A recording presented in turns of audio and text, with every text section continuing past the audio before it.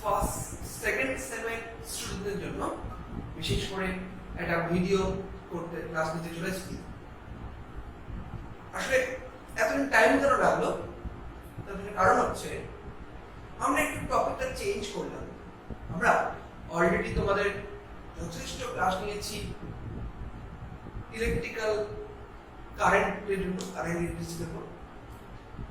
এরপরে যে পোর্শনটা তোমাদের সামনে আছে ওই পার্টের ক্ষেত্রে সেটা হচ্ছে ম্যাগনেটোস্ট্যাটিক্স, যেটা তোমরা আমার সামনে যখন ক্লাস করতে আসবে আবার তখন আমরা ওটাই ডিসকাস করব।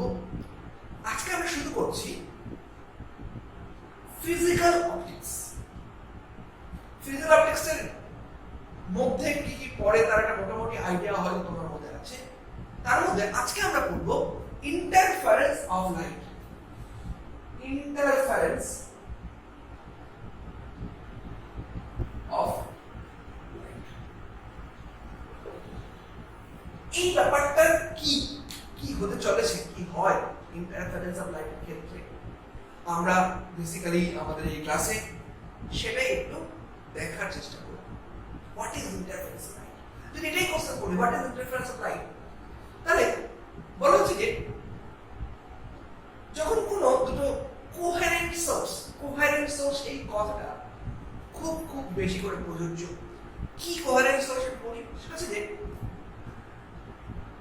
দুটো লাইট সোর্স থেকে যদি সবসময় একই ফ্রিকোয়েন্সি, একই ওয়েভলেন্থ, একই ভেলোসিটি এবং একটা কনস্ট্যান্ট ফেজের লাইট জেনারেট করে, তাহলে সেই দুটো সোর্সকে আমরা বলে থাকি কোহেরেন্ট সোর্স।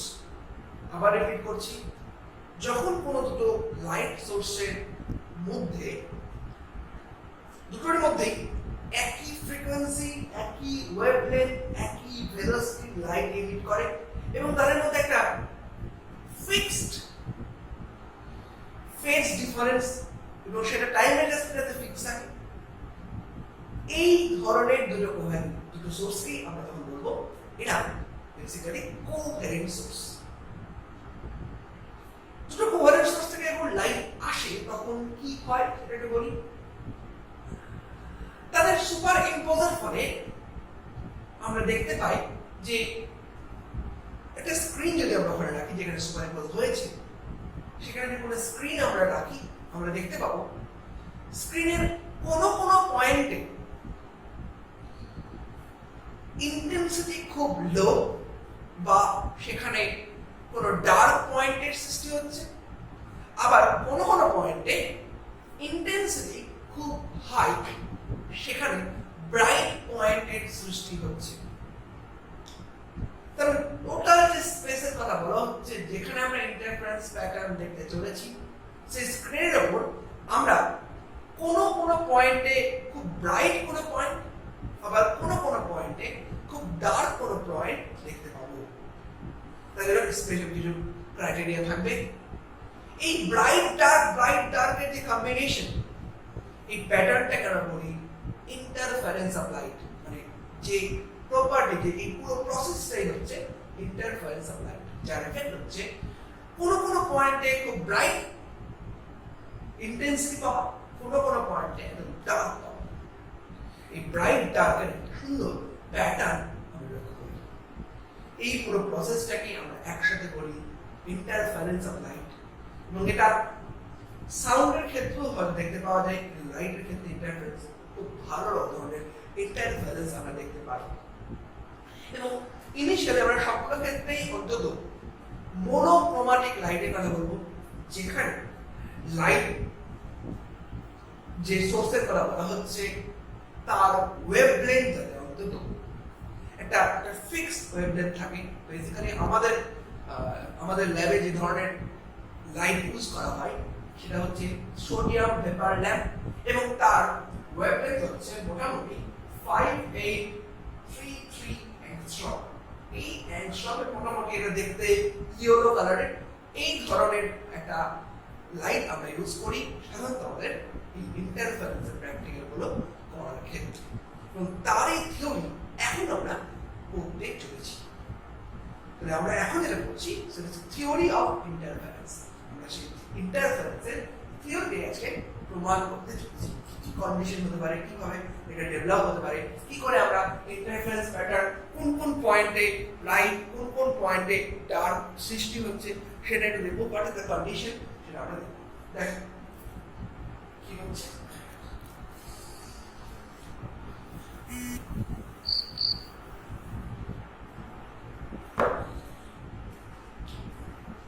কি হয় একটু বলি।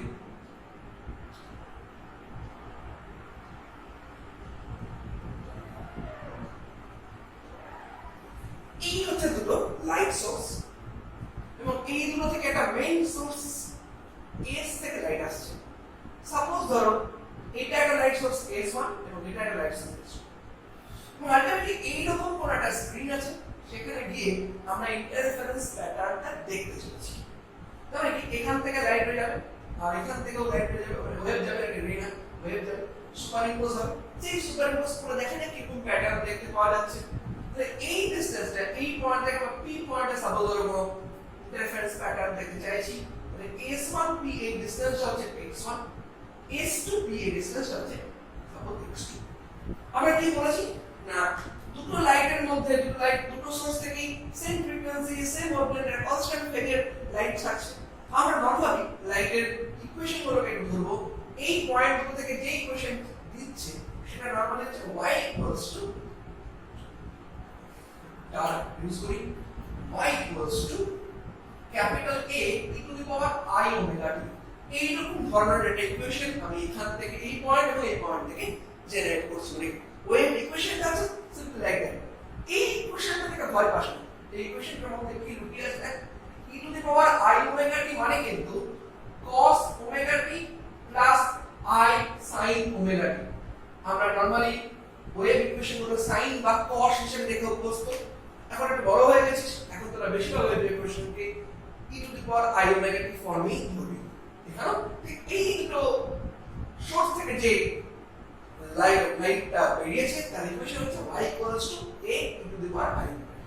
এবার p পয়েন্টে যে পড়ছে দেখো, S1 পয়েন্ট থেকে p পয়েন্টের ডিসটেন্স হচ্ছে x1, S2 পয়েন্ট থেকে p পয়েন্টের ডিসটেন্স হচ্ছে x2। তার মানে দুটো তো আলাদা ডিসটেন্স, তাহলে অবভিয়াসলি এক p এই দুটো ওয়েভের মধ্যে একটা স্লাইট ফেজ ডিফারেন্স চলে আসবে এবং S1 পয়েন্টে যে ওয়েভ যাচ্ছে তার জন্য p পয়েন্টে ওয়েভ ইকুয়েশন হচ্ছে y1 যদি সেটা হয় সেটা হচ্ছে suppose a1 e to the power I omega t minus kx1। আর একইভাবে S2 পয়েন্ট থেকে যেটা p তে যাচ্ছে সেটার ওয়েভ ইকুয়েশন হচ্ছে y2 equals to a2 e to the power I omega t minus kx2। কারণ দুটোর মধ্যে দেখো S1p ডিসটেন্সটা হচ্ছে x1, S2p এই ডিসটেন্সটা হচ্ছে x2। আমরা এই দুটোকে ইউজ করলাম, তাহলে y1 এবং y2 এই দুটো ওয়েভ ইকুয়েশন আর p আমরা পেলাম। একটু বলি যে আমরা দুটোর কিন্তু অন্তত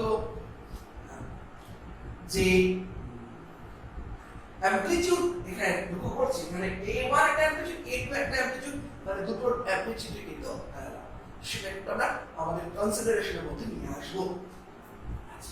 এবার দেখা যাক এই দুটো সুপারইম্পোজ করার অর্থ হচ্ছে p তে রেজাল্টেন্ট ডিস্টারবেন্স যেটা হবে y ডিভিশন হবে, যেহেতু y ইকুয়াল টু হবে y1 প্লাস y2।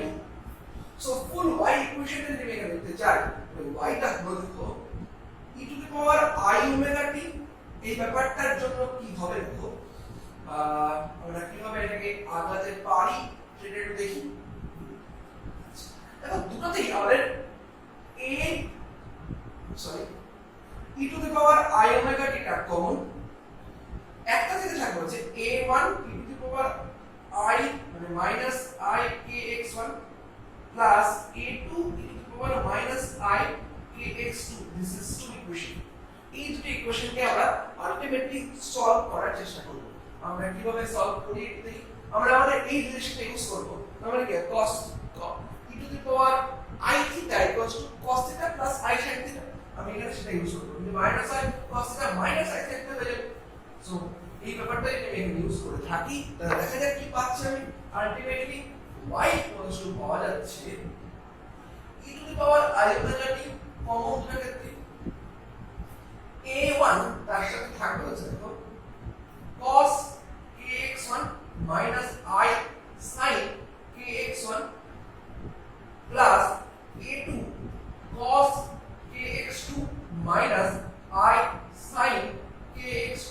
এটা আমাদের বেসিক দুটো ইকুয়েশন সিম্পল আমরা ইউজ করলাম e to the power minus i kx1 এটা হচ্ছে cos of kx1 minus i sin of kx1 মানে নরমাল ইকুয়েশন যেটা আমরা ইউজ করলাম। এবার দেখো i যুক্ত টার্মগুলোকে একদিকে রাখবো, i ছাড়া টার্মগুলোকে আরেকদিকে রাখবো। দেখা যাক কি লিখতে পারি। y ইকুয়ালস টু হলো e to the power i omega t a1 cos of kx1 plus a2 cos of kx2, this is to equation to summation, minus I a1 sin of kx1 plus a2 sin of kx2। এটা আমাদের আরো দুটো part. তাহলে এবার দেখো আমরা কি করতে পারি না, আমরা নরমালি যেটা করি সেটা হচ্ছে এই I যেটাতে আছে সেই টার্মটাকে একদিকে রাখবো, I ছাড়া টার্মটাকে একবার এই টার্মটাকে আমরা লিখছি e to the power i omega t সঙ্গে হচ্ছে ক্যাপিটাল A মাইনাস IB। এটা কি করে লিখতে পারি দেখো, অবভিয়াসলি ক্যাপিটাল A হচ্ছে লেট, ক্যাপিটাল A কে আমরা কি ধরলাম না এটা আমাদের I ছাড়াটা আমরা সেটাকে ধরছি, মানে A1 cos of kx1 plus A2 cos of kx2 R B এর মধ্যে যেটা আছে সেটা হচ্ছে a1 sin of kx1 plus a2 sin of kx2। এটা আমাদের আলোচ্য ইকুয়েশন। তাহলে আলটিমেটলি আমরা কি ধরনের রেজাল্ট পেলাম সেটা একটু দেখি। নরমালি এই যে a ib এই টার্মটাকে আমরা কি করে লিখি একটু দেখো না, y ইকুয়ালস টু হচ্ছে e to the power i omega থাকলো। এবার এই কোশ্চেনের মধ্যে আছে হচ্ছে root over of a square plus b square, কারণ এটাই হচ্ছে ওই যে a মাইনাস ib আছে তার ওয়ার্ড ভ্যালু, সাথে থাকে একটা ফেট মানবে টার্ম মানে e to the power minus i5। যেখানে অন্তত ফাইটা আমরা বলতেই পারি ফাই নরমালি আমরা লিখি হচ্ছে tan inverse b by a। এটা আমি এখানে ইউজ করতে পারি, আর ফাইটা খুব বেশি দরকার নেই, কারণ আমাদের দরকার হচ্ছে দেখো এটা হচ্ছে রেজাল্ট্যান্ট ডিস্টারবেন্স বা রেজাল্ট্যান্ট ওয়েভ ইকুয়েশন। এই yটা হচ্ছে resultant wave equation at p, p তে ওয়েভ ইকুয়েশনটা কি আমরা জানতে পারি।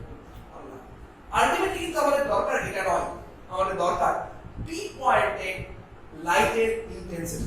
দেখো আমি সেটা করে দিতে পারি। p পয়েন্টে লাইটের ইন্টেন্সিটি বের করার ক্ষেত্রে আমাদের ক্ষেত্রে কি আনতে হবে সেটা দেখো। পয়েন্ট ইজ এই পার্টটাকে আমরা কি করে লিখতে পারি একটু বলি, যে root over a square plus b স্কয়ারটা থাকলো সঙ্গে আছে e to the power i omega t minus 5 এই রকম টাইপের ইকুয়েশন আমরা বলতে পারি। So resultant intensity at p যদি আমরা বলি ইন্টেন্সিটি at p এটা কি পাওয়া যাচ্ছে তো বলি, সেটা হচ্ছে যে i ইকুয়ালস টু হবে basically a square plus b square. তাহলে দেখো এর অ্যামপ্লিটিউড হচ্ছে এই পার্টটা, তার স্কয়ার করলে আমি এর মধ্যে ইন্টেন্সিটি পাচ্ছি, আর এখানে a আর b আমাদের আছে সেটা দিয়ে বসিয়ে দাও, a এবং b এর ভ্যালুটা বসিয়ে দিয়ে সিম্পল এটা যোগ করো। আমি এটাকে একটু স্টেপ জাম্প করছি, এটা হবে a1 square plus a2 square plus 2a1 into cos of a x1 minus x2 এইরকম টাইপের একটা ইকুয়েশন আসবে, তোমরা নিজেরা এই ভ্যালুটা একটু বের করো। নেক্সট দেখো ব্যাপারটা কি হচ্ছে, এই a1 স্কয়ার x স্কয়ার এগুলো ছিল হচ্ছে আমাদের কাছে রেজাল্ট্যান্ট আমাদের কাছে amplitude of this two sources. আর এখানে x1 x2 দেখো x1 x2 হচ্ছে সিম্পল এই পয়েন্ট থেকে এই পয়েন্টের ডিসটেন্স x1, এই পয়েন্ট থেকে এই পয়েন্টের ডিসটেন্স x2। সো তুমি বলি x1 x2 by x2 x1 basically কিন্তু এই দুটো ওয়েভের লেভেলটা এখানে গিয়ে পৌঁছাচ্ছে, সেই দুটো ওয়েভের মধ্যেকার ফেজ ডিফারেন্স হচ্ছে this term. So phase difference এটা হচ্ছে delta equals to k x1 minus x2। So k basically written as 2 pi by lambda, এখানে হবে x1 minus x2 বা x2 minus x1, whatever will be the answer। x2 minus x1 ই বেশি logical হবে, কারণ আমরা আমাদের ছবি দেখে অন্তত মনে হচ্ছে x2 টা বেশি। তো x2 minus x1 is the phase difference। So 2 pi by lambda into x2 minus x1, this is the phase difference between two waves। but এর কন্ডিশন গুলো আমরা একবারে দেখো দেখো কি হচ্ছে। তাহলে আমাদের কাছে আসলে হচ্ছে cos delta মানে I resultant intensity at p হলো a1 square plus a2 square plus 2a1 a2 cos delta যেখানে ডেল্টা হচ্ছে দুটো ওয়েভের মধ্যেকার ফেজ ডিফারেন্স। মানে এই ফেজ ডিফারেন্সের বিভিন্ন বিভিন্ন ভ্যালুতে আমি কোথাও ম্যাক্সিমা কোথাও মিনিমা পাচ্ছি।